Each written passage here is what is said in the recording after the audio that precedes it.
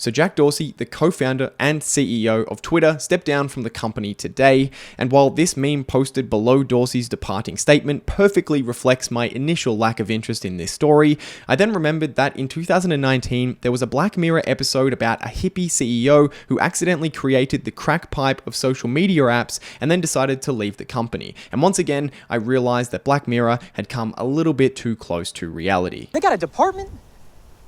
All they do is tweak it like that on purpose. They got dopamine targets, and there's nothing I can do to stop it. I decided, fuck it. I quit Smithereen. That's it. I'm out. I can't wait for Boston Dynamic to turn Spot, its creepy, lifelike AI dog, into the killer metalhead dogs from season 4.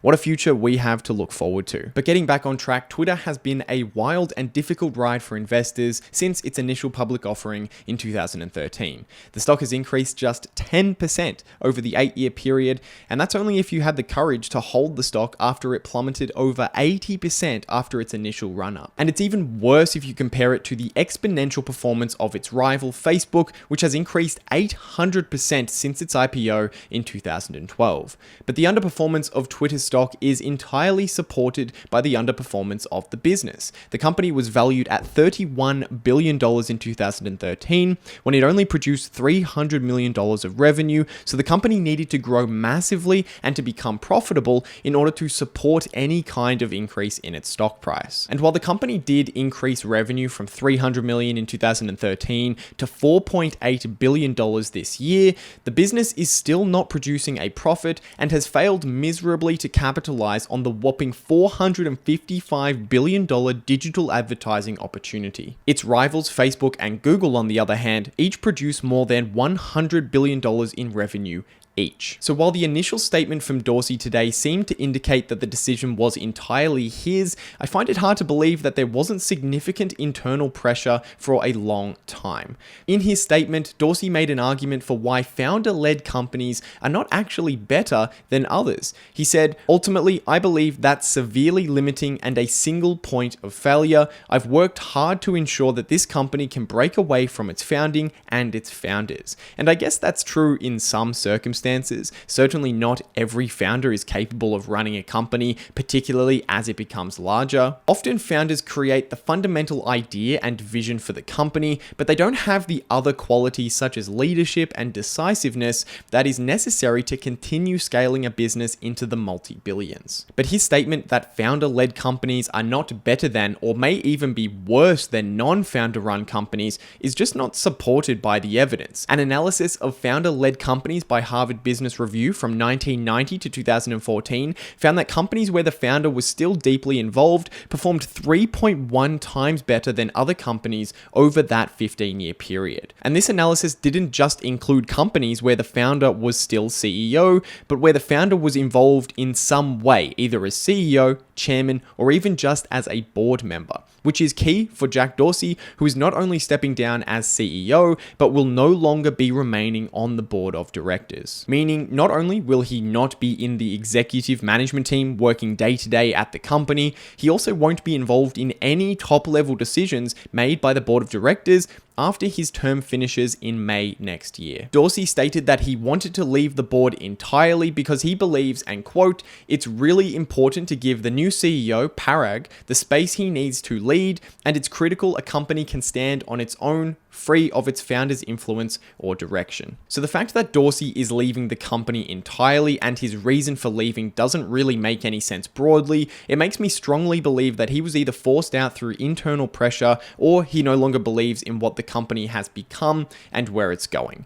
If it's the latter of those, then Black Mirror absolutely hit the nail on the head with their episode. But it wouldn't be surprising if he was in fact forced out, since just last year, Elliott Management, an institutional investor with 4% ownership in Twitter, tried to force Jack Dorsey out. According to CNBC, CEO of Elliott, Paul Singer, was frustrated with Dorsey's split attention as he continued to be the CEO of two multi-billion-dollar companies, that being Twitter and Square. They later reached a deal which saw Dorsey remain CEO, but considering the new CEO has been Dorsey's, quote, choice for some time, it leaves me wondering if that deal had anything to do with what we're seeing today. So who is this new CEO of Twitter? Well, effective immediately, Parag Agrawal, I hope I pronounced that right, will take over the CEO position. Parag has been at Twitter for more than a decade and has been the chief technology officer since 2017. And he will have the uphill battle of meeting the ambitious goals set by Twitter earlier this year. In February, Twitter announced their 2023 goals. The first was to have 315 million monetizable daily active users by the end of the year, and the second was to double its annual revenue in the year 2023. Reaching 315 million daily active users from the current 211 million will require per quarter growth in users of about 4.6% per quarter, which is a little bit of an increase from the current 3 to 4% that they've been growing at over the past few quarters. And doubling their revenue in the year 2023 is even more ambitious, since they took the last 4 years to double their revenue to where it is today. It's entirely possible that Twitter does achieve these targets, but with a new CEO at the helm and a track record of slower growth, I'd feel nervous as an investor if I was banking on them achieving them. Especially since this is the first time Twitter has ever set long-term goals publicly. So we have absolutely no track record of management setting and achieving goals, and that makes it even more difficult to trust this one. And then there's the concerns around the new CEO pushing for more crackdowns on the type of content that is allowed on their site. Twitter for a very long time has been one of the leaders out of the social media companies in curating the content on their site.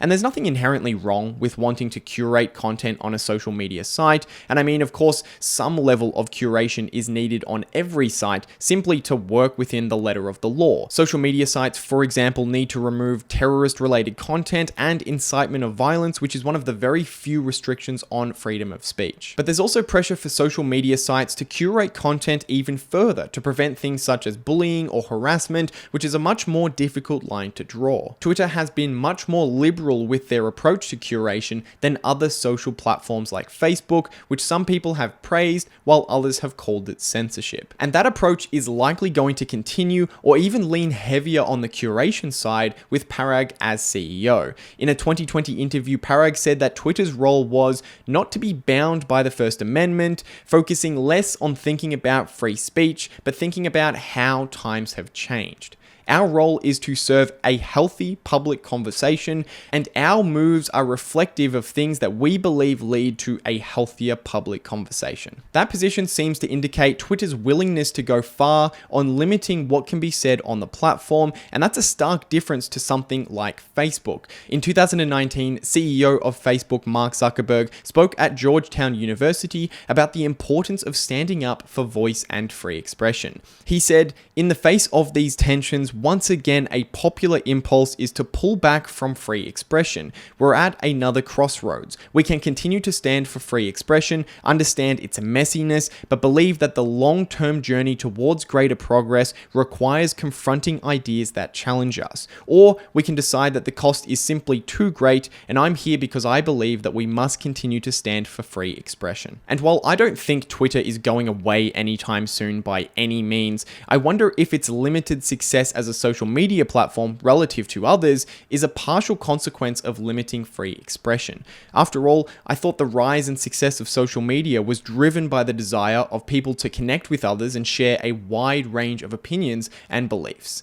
Social media is a way for the average person to have a voice in a world where the narrative was previously controlled by a handful of major media corporations who entirely curated the content that they released. But on the flip side, more curation is possibly a way to drive stronger revenue growth for their existing user base. One of the biggest complaints from large advertisers on social media platforms is the limited visibility of where advertisements are being placed. In 2017, a number of large corporations boycotted their advertising spend on YouTube after complaining that their ads were being placed next to hateful or offensive content. Some of the biggest companies in this list include PepsiCo, Walmart, Dish, Starbucks, and General Motors. Unlike traditional media advertisements, advertisers have very little control over which content their ads are placed between.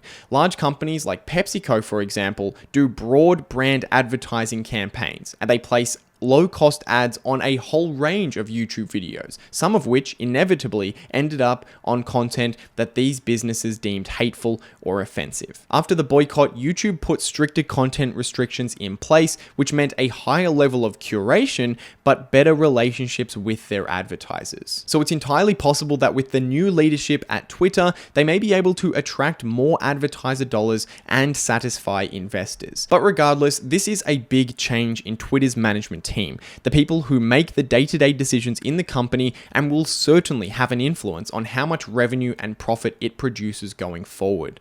And the changes reflect a level of increased uncertainty for the future of the business, which is why the stock price has declined recently and could be very volatile until some certainty is restored, which will probably be in the form of stronger business performance. I am personally not particularly interested in Twitter as an investment, since the business has had 15 years to prove that it could actually be a good business.